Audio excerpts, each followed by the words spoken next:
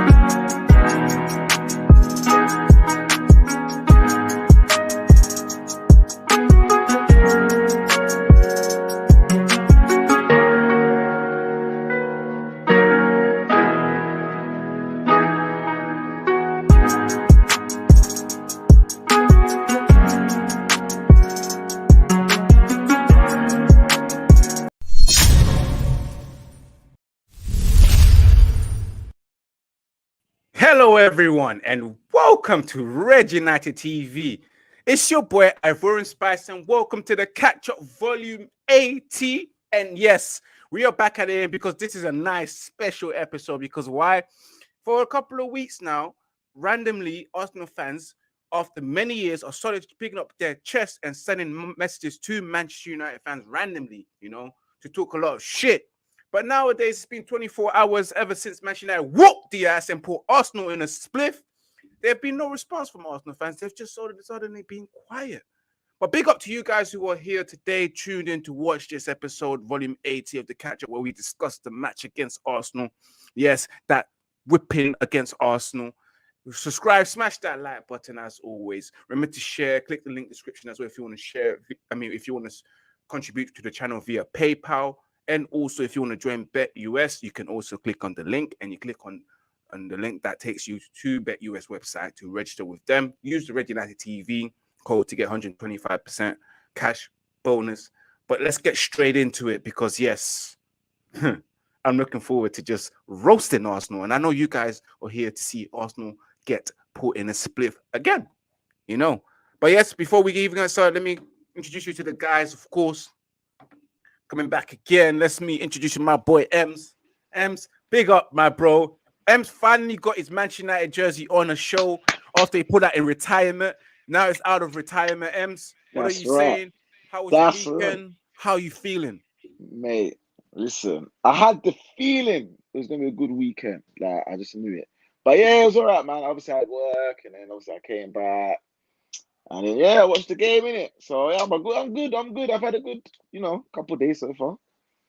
Yeah, of course, you've had a good couple of days. Let me introduce you to Jerome. Jerome, big up to you. He's also in black to just honor the funeral of Arsenal, of course. Arsenal did die yesterday, so we are in black. I would have worn my black top if it was that kind of thing. But yes, Jerome, how you feeling? Big ups to you as well. Yeah, man. Big up, man. I'm feeling good. Had a live weekend. Took over Merseyside with the lads at the weekend, and then came back to see United, as you said, put Arsenal in a spliff. That's when the shirt's back, baby. Exactly. And another man who's also dressed in black with black shades to just be here for Arsenal's funeral. It is Big Phil, of course, unbeaten run my ass towards the Arsenal fans. Phil Romano, what are you saying? How have you been? Guys, don't hold back. Don't hold back on this session today, okay? We're only here for about 40-45 minutes. Don't hold back, okay? As Ivorian said, unbeaten run my ass. And I will leave it there. I will leave the energy for the rest of the program. And yes, let me introduce you to our boy himself, the United family. Ola, all the way up from Nigeria himself, just ready to give Arsenal the smoke. Ola, how you been? Welcome back again. How are you? I've been good. A very good weekend, buzzing. No one gave us a chance, and we showed them that Arsenal are not on that level they think they are yet, and we got a billion win. And let's get into the show. Exactly. Let's get straight into the show, of course, guys. As you know, you're here for that. Let's make sure you put in your questions in the comments as well. Anything related to Manchester United, whether you're watching from Twitch, YouTube, and also the Facebook page of Red United TV. Put in your questions in the comments as well. For those who are watching on Facebook, if you want to contribute to the channel, you can always send a star on the Facebook page as well. And those who want to contribute in live on YouTube, send your super chat. But let's get straight into it because it is Manchester United 3, Arsenal 1. Arsenal getting the spanking, get put in a spliff. Yes, because I'm here for it. I'm here to give it to Arsenal fans. Yes, Manchester United whooping their asses. Sir Marcus Rashford feeding the kids of Arsenal, Emil Smith Rowe, Bukayo Saka, and etc. got their free school lunch meal from Marcus Rashford. So on top of that, being nice, he also fed the goal of Arsenal. Marcus Rashford with the brace, didn't have the best of season last season, but yes, Manchester United destroying Arsenal with a goal on his debut. The €100 million man, Anthony Marshall. I mean, I'm about to say Anthony Marshall. No, Anthony himself. Yes, and Anthony he scores again, of course. €100 million down the drain, and he scores. Guys, let me pass it to you because I'm just about got thirsty just from saying all of these words. Now, who wants to be the first to open up the conversation in that? What you call it? Dissecting the game. The floor is yours to the panel. Yeah, it was a great game. Like it's the first time where I was genuinely looking forward to the fixture. You know, when you have that goosebumps moment, like renewing the old United Arsenal rivalry. That's exactly how I felt. And Arsenal fans been talking the most. Literally, the champions of August. They've been chatting the most. So the fact that we got one over on them makes the victory even more sweeter. But the game itself, it was an exciting game, very intense. Admittedly, Arsenal actually played quite well. They actually passed the ball around quite well. It felt like it was the Arsene Wenger, Sir Alex Ferguson rivalry.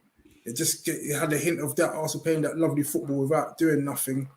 And United just hammering them when it mattered most through clinical finishing, good defending, unity. Everyone just basically just giving it their all. It just felt like for the first time that United are actually playing as a team, and the confidence is going to be sky high now. Like when United scored that first goal, Anthony on his debut, he just looks like a United player. You know that Brazilians don't usually do well at United, but hopefully this time it's all different now. The way he scored that goal, he took it nicely. It was almost like an Henry kind of goal. And then after the celebration, the shirt pull, wow, goosebumps. That's when I was like, yeah, we're back. United are back. As Ferdinand said. I won't get too excited, but I have to cherish this victory because, as I was saying, Arsenal were talking the most. And up to now, I had heard no replies on DMs or nothing. They're just gone ghost. Yes, I mean, fast and straight to you, Phil, because you look like you're itching to talk as well, guys. The rest of you guys, make sure you get involved and have your say after Phil speaks. Phil, your thoughts on that game? Saliba, I did not hear that. Saliba, Saliba, Come on, shut up, man, shut up. Don't get me wrong. Arsenal for the first 5 games, or the first 5 games of this season had played no one. They got the results, but they played no one. And the real test came yesterday versus Eric Ten Haagen-Dazs and those guys. Yes. Okay? That was their real test yesterday. Was I a bit nervous before the game? I was. But then I saw that we had spells of domination, and I saw what the team wanted to do, which was to allow Arsenal to play into our trap, right? Mm-hmm. Arsenal has been with their manager for about, this is their 4th season now with Arteta. We've been only with Ten Hag for 2.5, 3 months, right? So we're not on that level as yet. So we allowed Arsenal to play into our trap. And so said, so done. You can have your possession. You can be Pablo Escobar. We'll take those 3 points, okay? That's our 3 points from yesterday, right? Now, with regards to the goals scored, it was lovely. I'm a big critic of Bruno Fernandes. I am, and everybody knows that. But and me as well. yeah. But at the end of the day, Jerome, you got to give Jack his jacket, right? Because Yeah. Bruno Fernandes was critical in all 3 goals that scored yesterday. But man, I kid you not, when that goal from Martinelli went in, I started to get a bit more nervous, right? But then VAR came. I said, you know what? Nope. Start over. Still 0-0, right? I'll let you guys talk, but like Jerome said, I can't find any Arsenal fans. Arsenal fans are the quickest to upload. They're the quickest to start podcasts 2 and 3 minutes after the game is over. It has been 36 hours, and I can't find any Arsenal fans at all. You never will. Who wants to go next to have their say on the game yesterday? All right. Let me go then. Yeah. Go. Okay. So with this game, I was like, we know against bigger teams to turn up, even regardless of if we are informed or we are not informed. And we're coming off the back of 3 wins out of 3, which was fantastic. And we took that momentum into the Arsenal game. Like Phil said, they played no one, but even some of their performances it hasn't been convincing. Against Palace, the first half they played well. In the second half, Palace dominated them, but they were very lucky to get the goal, Saka's goal that made it 2-0. So it's not as if Arsenal, they've been flawless, winning everybody and dominating all the games. So, but as fans, Arsenal fans, they've always been like that.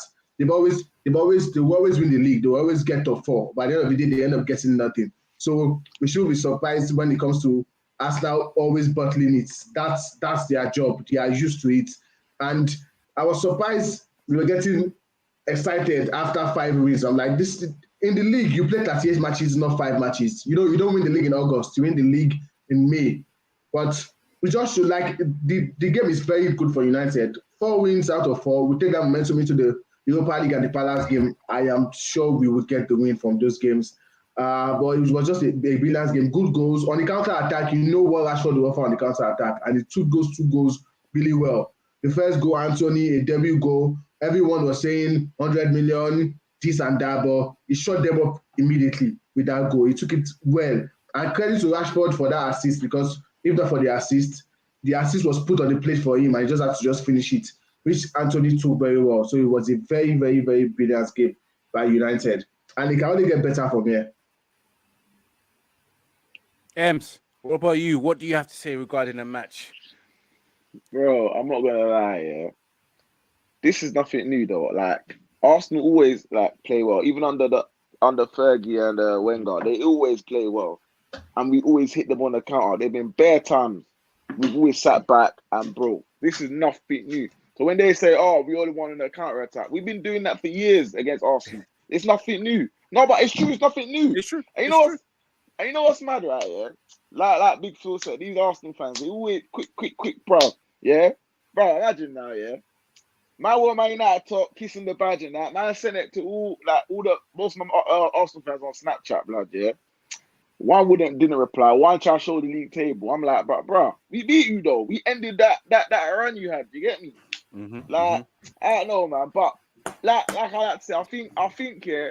For now, we still got the Oli Gunnar social counter attack still in this team. So hopefully Tengar can progress it. Obviously, we still keep the counter attack, but we need to progress into keeping the ball and controlling games.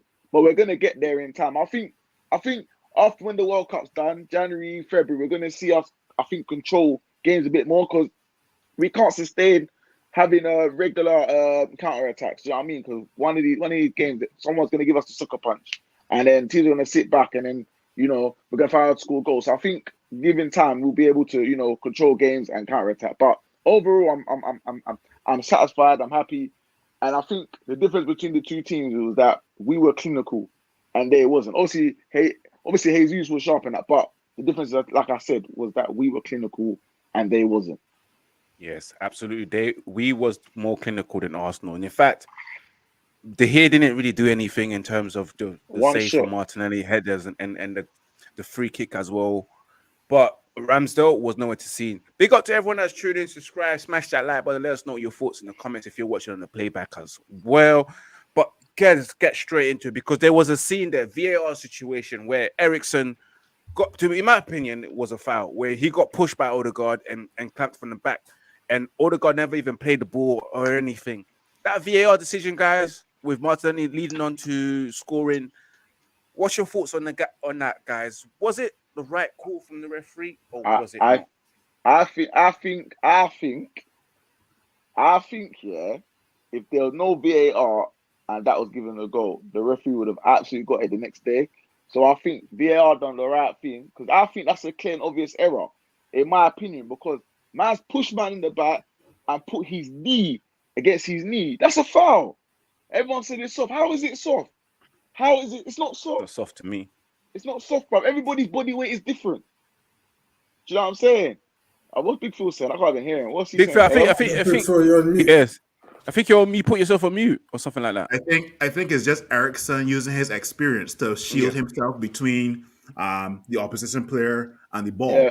Right? Yeah. That was a foul. Yeah. It was a foul. I actually spoke to an Arsenal fan that said it was a foul, so he wasn't even upset. But all these Arsenal fans on Twitter and social media saying that, this is robbery and this is the Fergie days rolling back again. Just take your bias away and analyze that play for about 10 to 15 seconds. It was a foul. Arsenal fans are full of excuses. They're full of hell of excuses. Even Arteta, at the end of that game, he was just giving excuses. Let's even say that was a wrong decision. They had close to 70 minutes to turn the game around. So decisions won't always go your way, but what can you produce even if decisions don't go your way? And they didn't produce anything. They were shocking. Defensively, they were bad. Saliba or whatever they call him, I don't care. He has showed that against bigger teams. They were playing against Fulham and calling Fulham a big team. They were playing against Bournemouth, in which Liverpool gave 9-0. They were claiming they are going to win the league. But now it's just a reality check to show them there's levels to go in this league before you can even challenge for the title. They've not played against City. Even a shit Liverpool, I think, will be Arsenal. If they still have Tottenham to play again, there's a lot of games. So you don't need to get ahead of yourself. Even we as United fans, we should be happy, buzzing, but we should not get ahead of ourselves because there's a lot of different games. Here's the thing, right? Mr. Palace to come is going to be a very hard game at Selhurst Park. We know how it is when we go there, but we just have to take the game one game at a time, which we are taking now, and it's fantastic. Of course, we take it one game at a time. Big Phil, as you was about to say. No, I agree with Ola with regards to taking it one game at a time. And I will take it one game at a time as of today. But you see that Sunday when we roasted Arsenal to one, that was giving it to Arsenal fans, right? It's a fresh new day. And obviously, you're back to, just back to taking it one game at a time, focusing on Crystal Palace, focusing on Sociedad, and then focusing on Leeds as well too, right? But I am manifesting it right now. If we beat Crystal Palace and Leeds, I can message Arsenal fans and say that's how you do 6 out of 6, okay? But definitely. I take it one game at a time. So that's on Crystal Palace, and I'm good to go. Yes, but definitely. But just one thing. So just to touch on that VAR decision, if VAR wasn't in place, then that would have definitely been a goal. So it was good that VAR came in our favor because I heard that a couple of the matches before, VAR didn't come in the team's favor. I think it was West Ham and Newcastle. Aston Villa. Aston Villa. So sometimes you got to get the so sometimes you got to take a bit of your luck when it comes, but in the end, it was the right decision to overrule the goal. I want to say, I think some of these referees are too reliant on it because deep down, we don't know whether if there was no VAR, deep down we don't know. You might have just given the free kick anyway, but because you have VAR as backup. You go refer back to it. And the mixing, and the fact that Bruno and the players surrounded the referee after they told him to take a look at it as well. So all these things add up. The added pressure, it all contributed to it being disallowed. I just want to say one thing: the fact that if Arsenal fans are livid, moments ago, McTominay received a foul. I mean, was given a yellow card or a foul towards an Arsenal player for shoving him from the back. You remember? Yeah, exactly. Yeah, absolutely. But moving on from that, guys, of course, after the goal was disallowed, then the guy himself, the €100 million euros man, comes to score a brilliant pass from Christian Eriksen himself to Bruno Fernandes. And you saw your guys, Gabriel, that useless angel, bro. God forbid me, I'm not talking blasphemous. I'm not talking about Angel Gabriel. I'm talking about the Angel Gabriel of Arsenal's team, that useless guy. Trying to foul Bruno in the middle of it. The Bruno happened to find Jadon Sancho for Sancho to find Rashford, and then slide it into Anthony for Anthony to slot it in. Ems, tell me, what was your thoughts on that goal, and how did you feel once that goal went in? I felt elated and excited, but I think in this aspect, we have to give credit to a man like Christian Eriksen, bro. Mm-hmm. And this is the ingredient that we've been missing. That carrot that plays that deep line role and can find the number 10 in Bruno. You know what I mean? Quick transition. We didn't have that. We had Scott and Fred doing square passes. But yeah, we have to give credit to Eriksen. But that was a great finish, man. Great finish by Anthony. I give him credit. But I like to say though, we have to pay respect to Mr. Marcus Rashford, bro. Like even though his performances haven't been that great, but he's scoring goals, and that's the most important thing. And hopefully, him scoring goals will build his confidence and his belief to get back to the Marcus Rashford we had 3 years ago or so. Do you know what I'm saying? But yeah, man, for me, yeah, man, I'm excited. Anthony, but let me tell you something. Anthony had I'll say a 5 out of 10 game, but with a goal. But it's his first game. If we take the goal away, he wasn't amazing. But when he gets up to speed, we'll see the best of him. I'm pretty sure. Absolutely, we will definitely see the best. So big up to Yaya, who says that you see the difference when Maguire comes on, which we'll talk about later on in the show. Maguire coming on and making that mistake. But again, let me throw it straight to you, Jerome. When Arsenal equalized, how were Arsenal lucky to equalize? Because I saw them as potentially going to equalize because the match was going that way when Arsenal was on the board dominating as well, and they could just feel it that Arsenal will equalize. But the goal itself, with Dalot assisting to Saka, which I saw, because Dalot was trying to stop Gabriel from trying to get a shot in with Odegaard's brilliant pass. Were Arsenal lucky to equalize, or was Saka lucky to get the opportunities to equalize? I think it was a bit of both, because Arsenal fully deserved that equaliser on the balance of play at that time, because they were pushing since the start of the second half. But Dalot would have been a bit disappointed because he blocked the shot and it just kind of just luckily fell into Saka's feet. So in that sense, it was a bit fortuitous to how you say. I think that's how you say it. Yeah. Fortuitous. To literally land at Saka's lap to score. But apart from that, we weren't really under that much trouble. Like, it's all good having the possession, but if you're not doing nothing with it, then we're pretty comfortable, really. So, I think they were a bit fortunate in that sense, but you couldn't argue to say that they were lucky to get that equaliser. So when they did equalise, I did kind of get a bit anxious, because I was thinking, is our character going to show here? Is Erik ten Hag building this team that when we suffer setbacks, can we just bounce straight back for it? Or are we going to crumble under the pressure and just hold out for a draw? But luckily, we pushed on. So I can see there's a mentality shift now in our team now. So hopefully, if we ever go behind or concede the goal and equalise, if we can continue in this vein, then it's looking good going forward. Absolutely looking good going forward. And then eventually, Manchester United got the second goal. Quick, beautiful pass by Bruno Fernandes to find Marcus Rashford through. Marcus Rashford had the time in the world. And we all know when Marcus Rashford has all the time in the world to think about this goal, where he's going to place it, we know 100% Marcus Rashford misses. But he got the goal. Ola, what's your thoughts on that second goal that made it 2-1 for Manchester United, especially the pass from Bruno Fernandes as well, and Marcus Rashford's finish? Yeah, the pass was fantastic from Bruno Fernandes, but we know Bruno has these qualities, but we just need to see it more. What I loved about Bruno's game was he wasn't eating the Hollywood passes like he normally does. He was keeping it simple, and that was what created those chances for us.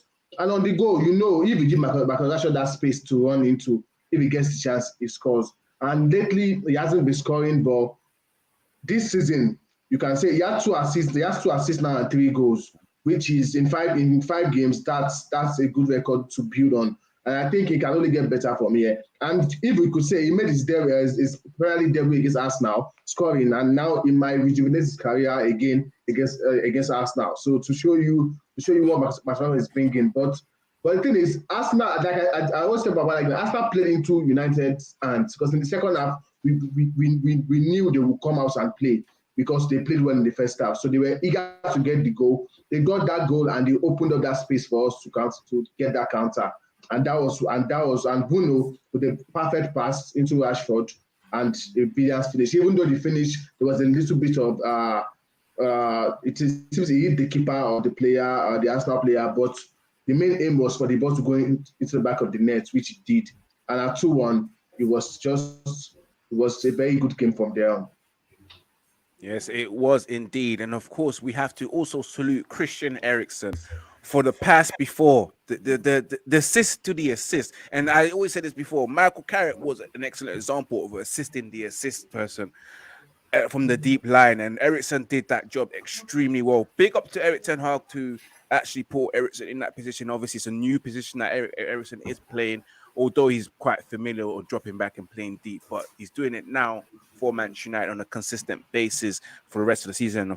He's probably doing a De Jong role as we speak. Moving on to the third goal. Yes, the third goal. Wonderful again.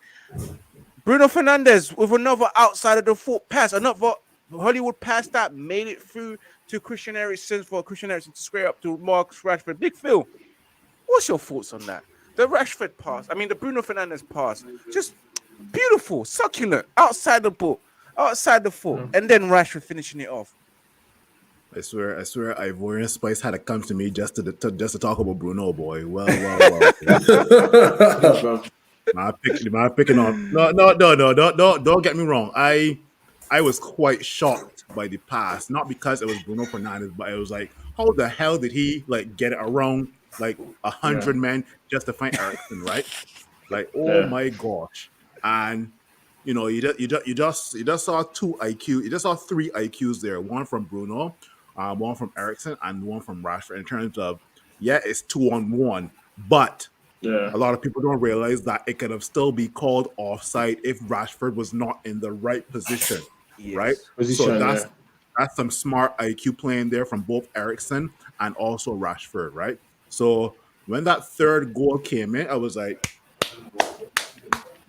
there are some fans on Twitter and Instagram. Just stay away from your social media accounts for 24 hours. And that there was the icing on the cake. Right? We have the youngest squad in the EPL. Well, Marcus Rashford is good at feeding kids, and he did that yesterday. He did that yesterday well. Okay, third goal, 3-1, and I in my opinion, we could have scored more.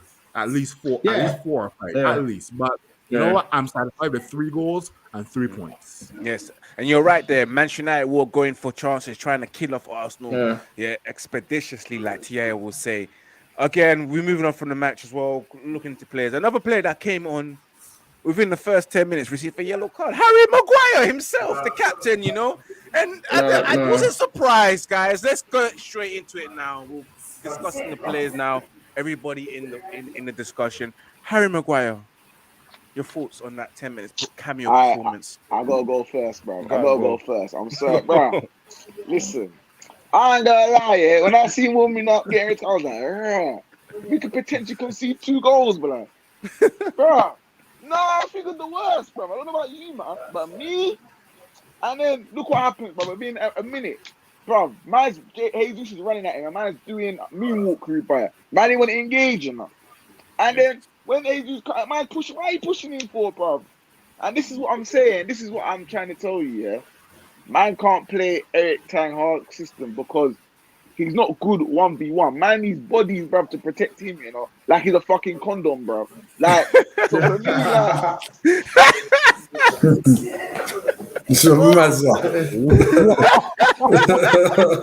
Bro. What the fuck? Bro. How you gonna say that? Bro. God.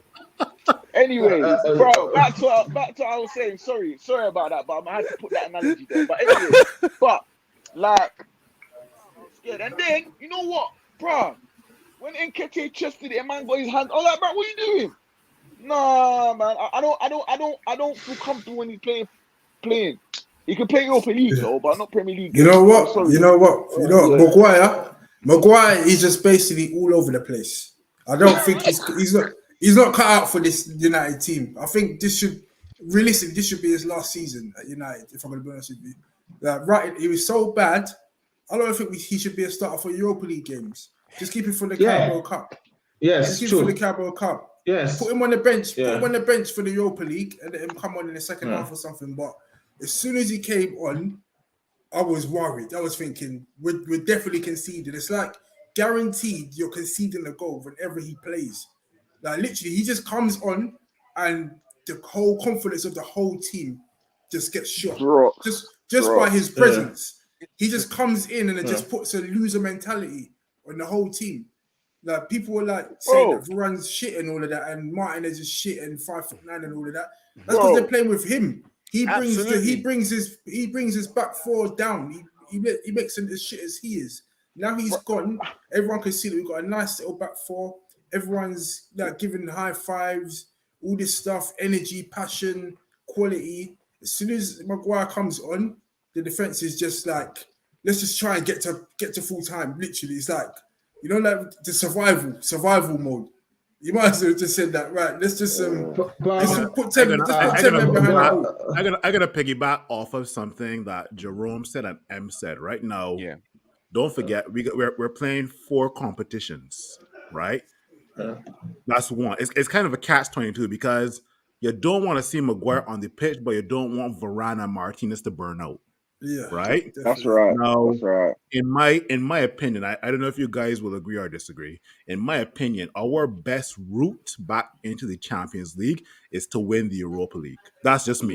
Yeah, definitely. Right. Now, if we do go on a great run of games in the Premier League, I think we could make top 4. But as of right now, I'm not getting ahead of myself. I would rather, take the Europa League seriously. But we still got a guy by the name of Harry Maguire in our defense, right? So I kind of agree with Jerome, but I still disagree with Jerome, in terms of like, I don't want to see Harry Maguire in my defense, but I don't want Martinez and Varane to burn out. That's just me, right? But Phil, like I will have you just start ahead of Maguire. I will have you Jones, as bad as it is. I will have you just start ahead of Maguire. Is that shit? So, but like, if Lindelof and Tuanzebe is fit, Tuanzebe is injured right now, but I don't know if Tuanzebe and Lindelof, I will start Tuanzebe and Lindelof ahead of Maguire. Like you could see the drop off in quality immediately he came into that game, which shows, and that's why I would give a very huge credit to the manager. But for him to have that balls to bench the captain of this football team, he gave him the captain armband. Yes, all this, but you are only the captain when you are playing. If you are on the bench, you can't be the captain on the bench. So, which makes sense to me, because if the coach had removed the captain armband from Maguire, that would be another discussion in the media and all. So he left it with him. And you said it wasn't on the bench. You said it wasn't a bold, but here's the thing: Gareth Southgate is not benching Maguire. Ole Gunnar Solskjaer is not benching Maguire. Ralph Ragnick is not benching Harry Maguire. Could not bench Maguire. And to bench Harry Maguire. But wait, bro, wait. Why I say it's not ballsy, bruv? Yeah. Oh, ballsy. Check Harry Maguire's CV of honors, bro. Compared to everybody else, bro. He is irrelevant, bro. You know what? How Harry Maguire was starting ahead of Varane. Champions League Varane, 4 Champions Leagues, La Liga, World Cup winner on the bench for Harry Maguire. We should never ever see that again. No. That should never happen. But you could argue that last season Maguire was not really fit. Varane was not really fit, and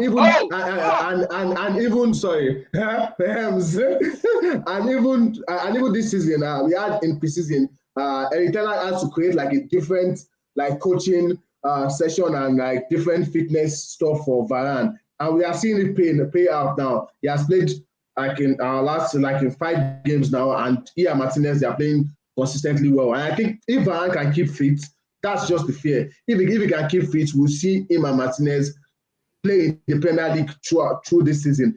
But if the injuries come in, I'm afraid we'll see Maguire coming before Lindelof, and that's where I have the problem. I'll play Lindelof ahead of Maguire, but we could see the order which they are ranking these defenders now. And I think once Martinez or Varane goes out this team, Maguire comes in, and that's a drop off in quality immediately. Which and there's no English barrier about people talking like, oh, Maguire can't communicate in French and all this BS. Let's This man, it's true. No, absolutely. You know, because all of these guys here, they speak perfect English, but you, for some reason, can't understand them. I think they don't understand him. But as well, guys, let's move it on away from Maguire. Of course, there's other players that did so well. Where should I start from? Do we start from Rashford? Do you start off with Bruno? Do you start off with Anthony to just summarize his brief cameo appearances? Or do we talk about Eriksen, guys? I'm going to go on, Jerome. Let's talk about Eriksen, because he could low-key be the signing of the season for United. Free transfer. Nobody expected much from him because of his heart condition that he had at the Euros last year. So we just thought he was just going to complement the squad. But now he's looking like one of our key main players. It's almost like if he's not in our midfield, then there's a big drop off in quality. Obviously, Bruno could do those passes and stuff.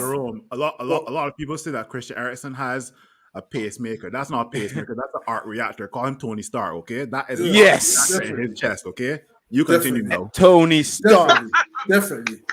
But as Patrick was saying earlier, Eriksen could play multiple roles. That's how valuable he's in our midfield. He's literally playing because we didn't get De Jong, he's literally covering that position that De Jong should have been playing if he joined us. So he's doing that role now, and he could play the number 10.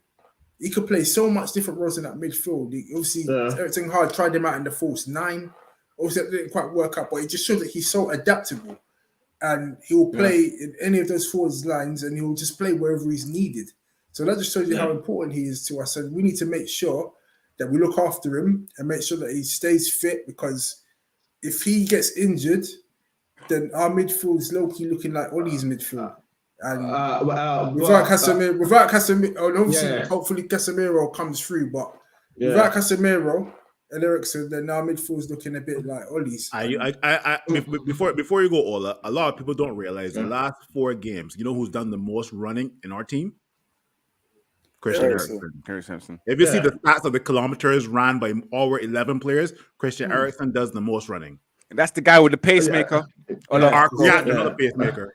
And with Eriksen, he has been fantastic so far this season. But I think we have backup in Casemiro and even Fred. You can see Casemiro, Fred playing in the Europa League, and that will give players like Eriksen opportunity to rest, or maybe Bruno and maybe like in that midfield. We still have Donny in the midfield. We don't know what to expect from Donny, because we all were expecting that if Ten Hag comes in, Donny is going straight to the starting lineup, which we haven't seen. We don't know why, but I think with the Europa League, the Carabao Cup, the FA Cup coming up, there's a lot of games for this guy to play. Yeah, so I agree with you, Ola. I think. So I was going to say, I agree with you. I think, Donny, I think he needs to take advantage of these cup games, Europa League and Carabao Cup and FA. If he doesn't, then there's going to be no future for him here. So with this, I just feel now we have reasonable backups. Even McTominay is looking really good this season. I don't know how he has done it. Find the quality of the passing and all might not be there, but he's passing forward a lot more. His tackles are better. Before he just goes on and foul everybody, but now he's still fouling everybody though. He's still fouling everybody, bro. Don't get true. He's still fouling everybody, but you can't compare McTominay this season to last season. Last season he was worse. He's definitely improved, but he needs to cut down on his The only reason I can tell Ola straight. I can tell you this straight. The only reason McTominay is playing well is because we signed Casemiro. Yeah, it's true. It's true. It's true. You know, it's true. And Phil, that's the most important thing. You need backup in every position. So and we Ten Hag now, it shows if you play well, you have to end your chance to start. And that's what we've seen with Malacia, with Martinez, Varane, even McTominay. We all were surprised in this Arsenal game when we saw McTominay on the team sheet. We were taking Casemiro. But so far, Casemiro hasn't started any game because the coach is seeing something from McTominay. I know at some point McTominay will be out of this team. Of course. Yes, true. But so far this season, so far from these last 4 games, just in the first 2 games, that was an abysmal performance. But so far in these last 4 games, he has done a job which the coach requires him to. What I like to say about Scotty before we move on, right, is that he's using his height to his advantage and he's protecting Martinez when the ball goes in box. Really well. So I think Ten Hag has coached the system that whenever the ball goes here, you got to stay here and help. So for me, I think McTominay showed me something that I thought, he actually might be quite useful, blood. Because I felt like, need to get rid, bro. You get me? But he's following instructions. Yeah, he's got following instructions. He's being coached by a coach. Yeah. That's you got to give him. Give Erik ten Hag some credit on the coaching. We thought these players were fully dusted this season. Yeah, and they're still here. And McFred's still here. I think with that is, I think with that is, I just feel if Casemiro gets a run of games, I think he will earn his starting place in that team. And McTominay, but it's just good to know you have a backup that can come on and do a job. Before we didn't have that, we had only McFred, and now we don't even see McTominay and Fred playing together. Is it that McTominay or is it that Fred? Which is fantastic because we know once they play together, we know the results. We know what's coming. But we Ten Hag, we've seen a difference, which is fantastic. Absolutely. And moving on from McTominay, let's have a moment for Marcus Rashford before we end this show. Marcus Rashford, 2 goals and assists as well in the last couple of games. He scored against Liverpool. Doing well so far, but in terms of the performance and Naimis, he still has that erratic behavior. But Rashford did wonderfully well, man. I have to give it up to him, man. He was looking really strong on the left-hand side when he got switched up. Yeah. Tried to hold the ball up, but again, he's not the best at it. And we've all seen it that our best player, our best striker to hold up the play is Anthony Martial. And that's a fact. But if you watch Manchester United with Anthony Martial up front, he holds the ball up really well. But Rashford had done well to try and keep himself a nuisance towards Angel Gabriel and Saliba. That Saliba guy hasn't played anyone. Bundy's Arsenal fans that have been screaming out Saliba, especially Troops. Saliba, that's been on loan. But yeah, when it came to the real test of playing a top team, Arsenal fell down at all, man. Any words for me, guys, about Rashford's performance yesterday? Rashford. I was going to say Rashford. I was quite impressed with him because the previous games, obviously, he scored a goal against Liverpool, but in terms of his general gameplay, he's not adding that much to the cohesion of the team, and he's breaking up some of our good play. In terms of he can't hold up the ball. Sometimes when you whip the ball into him, it just bounces off him. And sometimes you think, is this an undercover Lukaku at play? But I think Erik ten Hag is developing him. And I think as the weeks go by, you start to see better performances from him. They're not just literally goal scoring. Mm-hmm. And I think the opponent yesterday suited him as well. So I think the test for Rashford is when we're playing teams that want to just sit back, that's when the real test we see, is this guy actually got a good football brain? Can he unlock defenses? Can he hold at the play? Can he actually make a contribution to the team and not just rely on service? Because we know that he's not a centre forward, so he's going to need to start adding more to his game if he's not going to be a natural number 9. But so far, I can't fault him because he's scoring the goals, and obviously goals win games. So you got to give him credit for that. But long term, he's going to need to improve because when Erik ten Hag gets his proper philosophy in place in the passing and moving and keeping possession, if Rashford can't step up, then he's going to be on the bench because that's the way we're going. That's where we're going forward now. So right now, Erik ten Hag's just gonna adapt with the players that he's got, but long term, you're gonna see proper keeping the ball and dominating games and playing on the front foot. All right, then. Ola, you was about to say something before I come close to the end of the show. Ola, what was you about to say regarding Rashford? With Rashford, he still has a lot more improvement to do.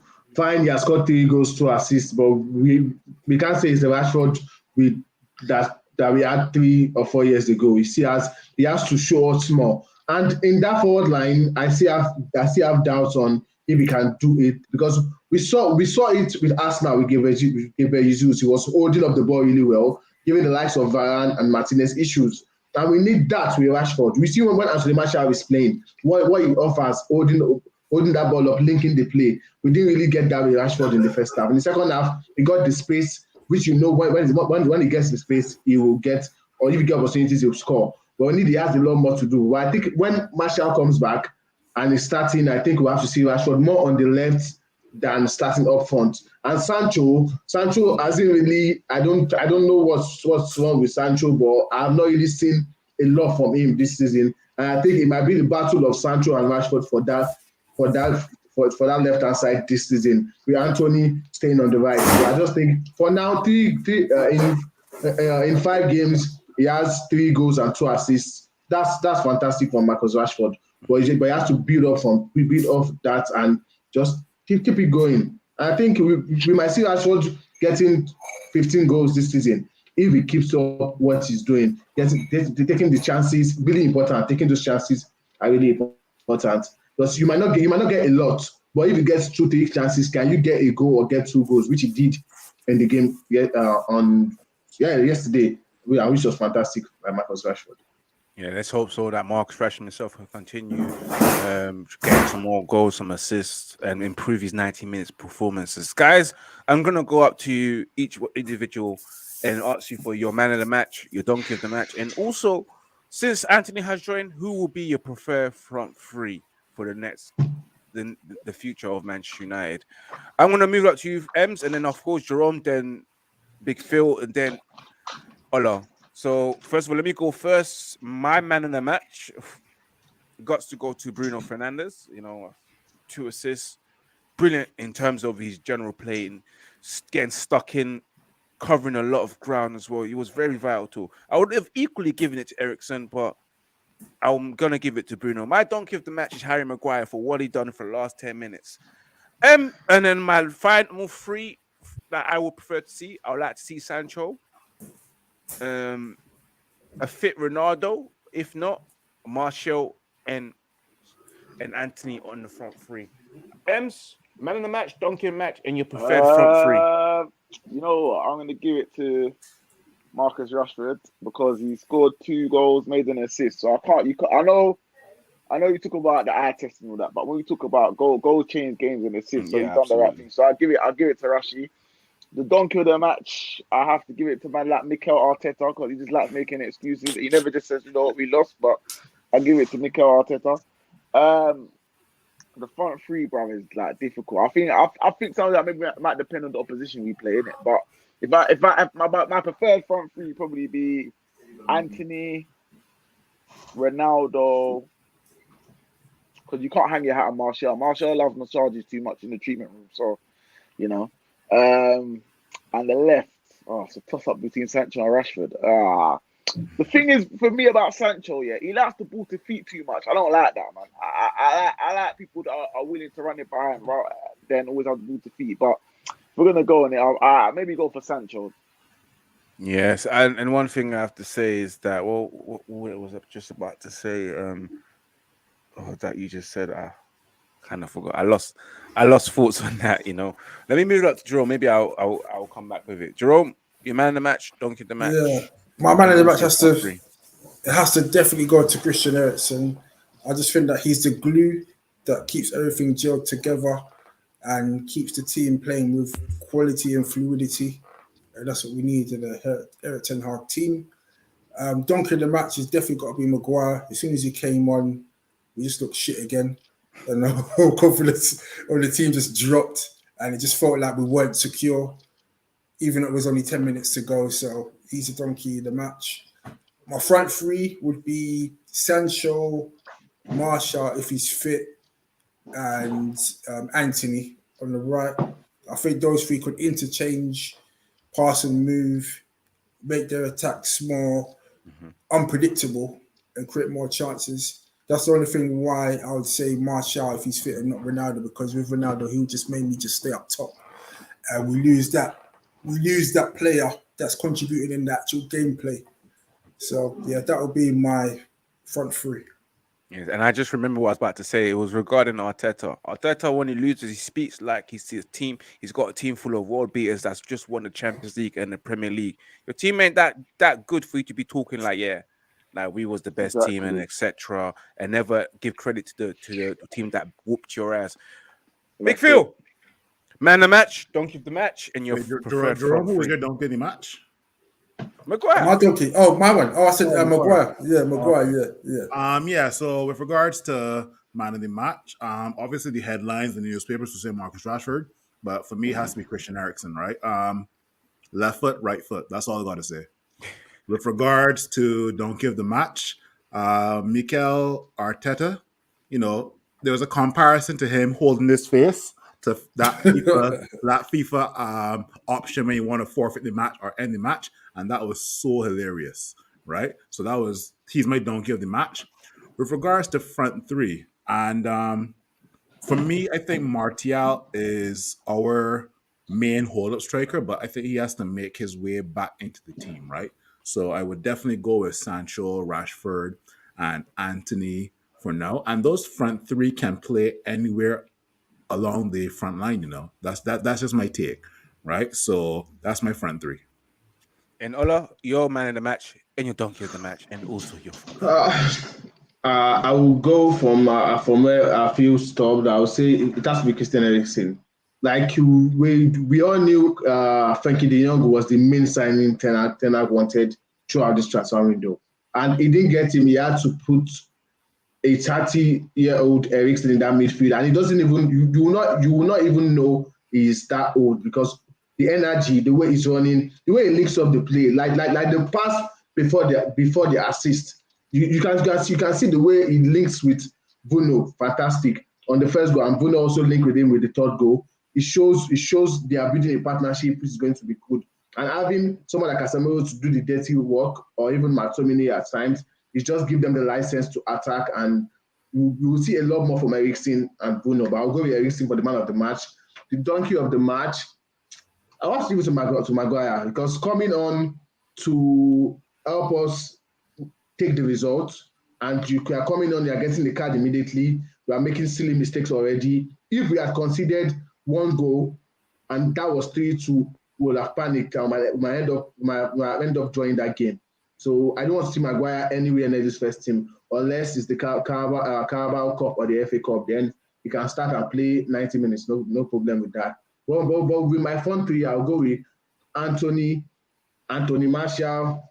I would have said Anthony Elanga, but I don't want the Anthony. I'm even the Anthony. So I'll just go with Jadon Sancho, Anthony Martial, and Anthony Santos, because I think, like Phil said, with Martial, when he's fit, you know what he gives you, linking up the play.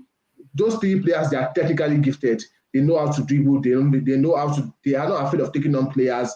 And when it comes to goal scoring, they know how to score goals. So you just need a very fluid front line. I think with the three of them, they can interchange right, left. Even the strikers, they can play really well. And it's good to have likes of Marcus Rashford, a fifth Cristiano Ronaldo as backup, which shows that we have improved. We have added a little bit of squad depth to our team. Having Ronaldo come in 20 minutes to the end of a game, it puts pressure on your opponent. And we saw that against Arsenal. When he came on, it did a job. So I just think, but the front three, because of the style Eric Ten Hag wants to play, I'll go with Martial, Anthony, and Jadon Sancho. Absolutely, guys. We have come to the end of the show. But before we even leave you, first of all, make sure you download the Football Fan app. Let me just throw in a little ad for you. Check out the Football Fan app. My skills. My photos. Our podcasts. My views. My mates. His banter, man. My live score update. Our fan coin rewards. My followers. And it's all for you. Download the dedicated Football Fan app, made by football fans for football fans. And as you see there, the Football Fan app, make sure you download the app as well, where you can only see football-related content. It's like an Instagram account, but it's just football content related by all fans around the world, even you as well. So make sure you join, sign up. It's been doing well. You can also earn fan coins reward, which you can redeem as well and get cash back. So make sure you join and download the app. And if you want, click the link description, use Red United TV promo code as well, and you get some extra coins as well. But before we leave, guys, Ems, where can the people find you? Mate, Insta is ems.w.doms, and then on Twitter it's emsdoms. And Jerome, where can the people find you? Yeah, you can find me on Instagram under username jwilliams_1. And Big Phil, where can the people find you? Yeah, Instagram, Fabrizio Romano. And Ola, where can the people find you too? Instagram, the United Family One, and on Twitter @_ the United Fam. Yes, guys. And of course, you can find me here Mondays as well, 8 p.m. Make sure you follow the Red United TV Instagram account, Red United TV 1. And of course, follow us on Twitch, Red United TV, and the Facebook group, Red United TV MUFC. That's the Facebook page as well. And also, remember, if you want to follow me personally, Ivorian_Spice. That's the same for Twitter and also Instagram. And again, if you guys want to know when the next time Ivorian Spice will be live, tomorrow on Sarcasm City for the Mandem United podcast. And then on Thursday, we've got the Europa League game watch along. And we've got the weekend Premier League watch along as well. So just check the schedules as well to see whether it's been uploaded. Press the notification bell so you'll be the first. As always, subscribe, smash that like button, and last but not least, remember to keep it united and remember to keep it Red United, because we are out. We shall see you next week, Monday. Peace. Arsenal in a spliff. You get me? Ooh.